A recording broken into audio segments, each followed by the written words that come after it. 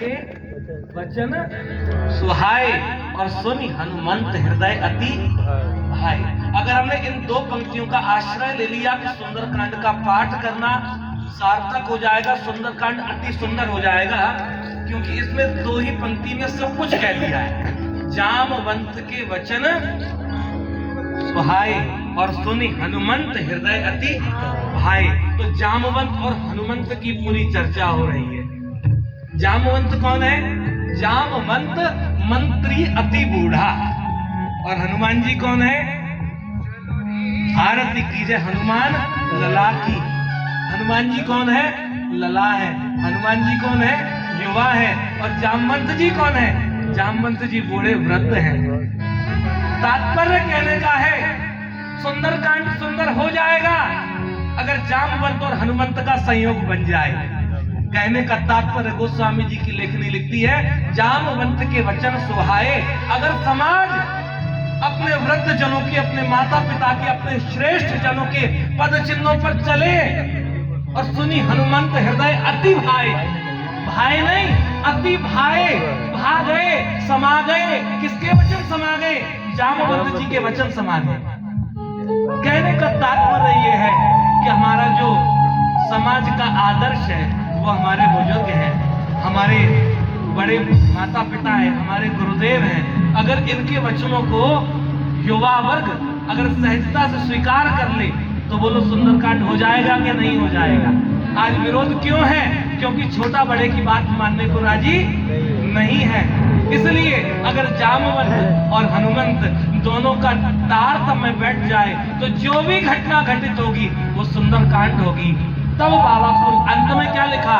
सकल सुमंगलदायक रघुनायक गुणगान सादर सुनई तरई भव सिंधु बिना जल जान। सूत्र कहां से शुरू हुआ? सुहाए और भाई, यहां से बात शुरू हुई। अगर सुहाए और भाई को हम लोगों ने जोड़ लिया तो निसंदेह समझ लेना कि ये सुंदरकांड सभी प्रकार के सुमंगलों को देने वाला है। और पार कैसे होगा? सिंधु बिना जल जान। सागर को कैसे पार कर गए, जल था ही नहीं मानो, इस प्रकार से पार हो जाएगा। माने सुंदरकांड हमको संस्कारों की भूमिका में ढालने का एक प्रयास कर रहा है। यहाँ जामवंत भी बैठे हैं और यहाँ हनुमंत भी बैठे हैं और दोनों को बस एक हो जाना है, फिर सुंदरकांड हमारे जन जन में प्रसारित हो जाएगा। सुंदरकांड की गाथा में बहुत सारे मैनेजमेंट के सूत्र दिए गए। अब सुंदरकांड को तुम भजनों से जोड़ जोड़कर सुंदरकांड की हत्या कर रहे हो। जो लोग सुंदरकांड में भिन्न प्रकार के भजन लगा देते हैं, सुंदरकांड की हत्या हो जाती है। सुंदरकांड एक इतना साइकोलॉजिकल सब्जेक्ट है कि अगर इस पर मंथन किया जाए, एक एक चौपाई को समझा जाए तो युवाओं का कल्याण होगा। लेकिन लोग इसको मनोरंजन का विषय बना रहे हैं। तुमको भजन संध्या करनी, भजन संध्या करो, कोई बुराई नहीं, लेकिन प्रभु के सुंदरकांड को इस प्रकार से मत बनाओ। ये सुंदरकांड की हत्या करना है कि कुछ दोहों को सुंदरकांड के एक आदमी गा गया, बाकी सुंदरकांड में भजन लगा लगा के 5 घंटे में गाया, सुंदरकांड रह ही नहीं गया। ये सुंदरकांड की हत्या करने जैसा है, महा अपराध है। गोस्वामी जी की रचना के साथ में लोग खिलवाड़ कर रहे हैं। हमको बचना होगा, संकल्पबद्ध होना होगा कि सुंदरकांड माने सुंदरकांड की तरह हो।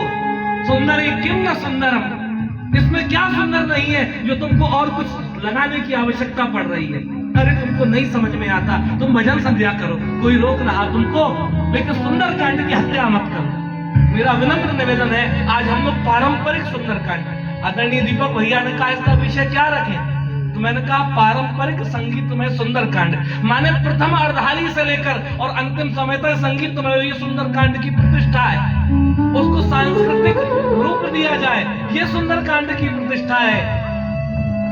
हमारा तिलक लगाना, हमारा झंडा लगाना, हमारा जय श्री राम बोलना तब सार्थक है जब हम अपने ग्रंथों का सम्मान कर सके। अगर ग्रंथ का सम्मान नहीं बचेगा, अगर अखंड रामायण को भी खंडित करके पढ़ा जाएगा, सुंदरकांड को भी खंडित करके पढ़ा जाएगा, हम कौन सी संस्कृति की बात करेंगे?